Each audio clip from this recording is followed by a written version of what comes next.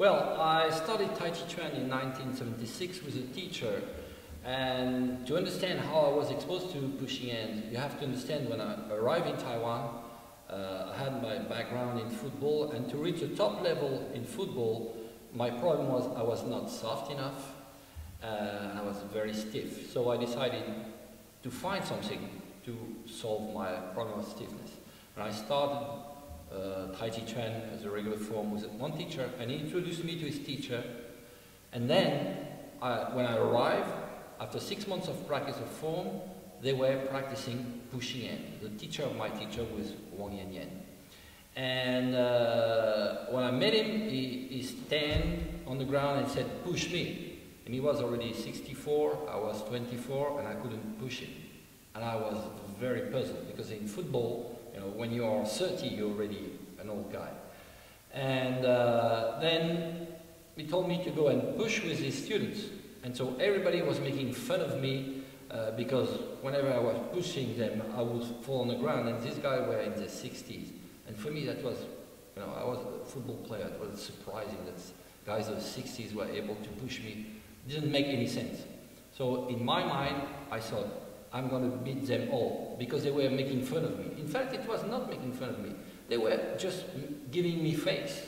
But for me, it was making fun of me.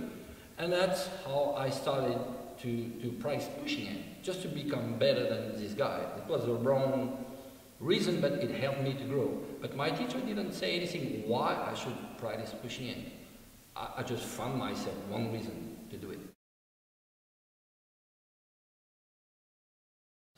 When I started, I was still into this competition mind, pushing it.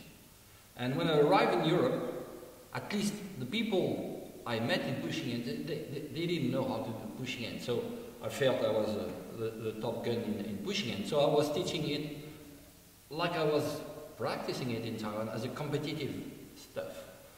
Later on, I started to grow in my mind and to change with the influence of different people. And I remember in that respect, Epi van de Poel was very instrumental, because he would come to my workshop, and it was easy for me to push him, so I felt, But I was also very impressed by the open-mindedness of this guy, inviting different teachers and so on. And it grew in my mind. It helped me to formulate the rencontre journalière, to open our style to everybody and so on. And I started to change.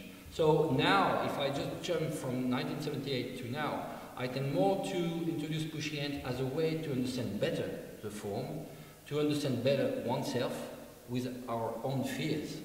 And then for those who really want to go on the competitive side, okay, it's a different track.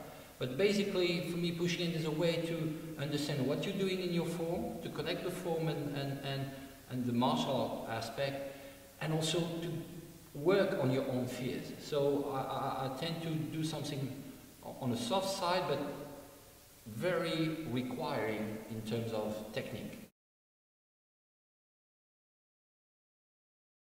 It depends on the environment. So let's talk about the human environment.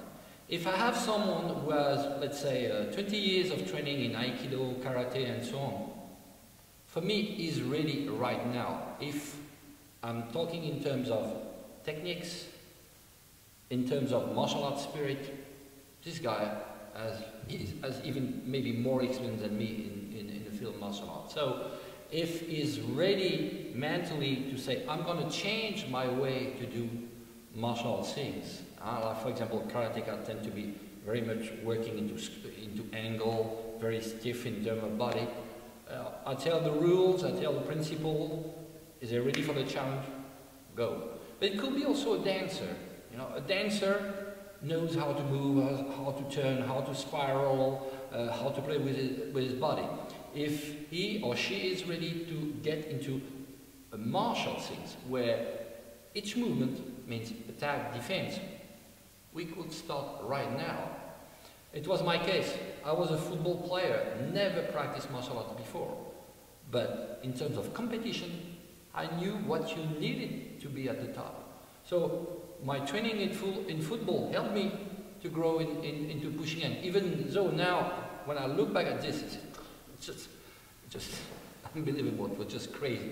So for me, the most important is not the technique, is who is behind the technique, who is the person behind the student, you know.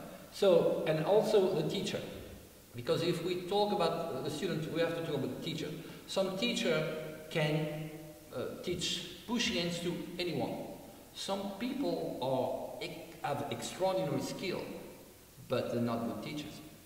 The students are afraid of them, they like a dictator, or they don't understand the need of different level of teachers. So it's both ways. Some teachers are ready to teach, even though they don't have a great skill. I know some of my students, for example, they started to teach pushing hands, they didn't have half the skill I have now, but they know how to share. Some people are better skilled than I will ever have, but they don't know how to share. So for me, they're not ready to teach pushing hands. Cool.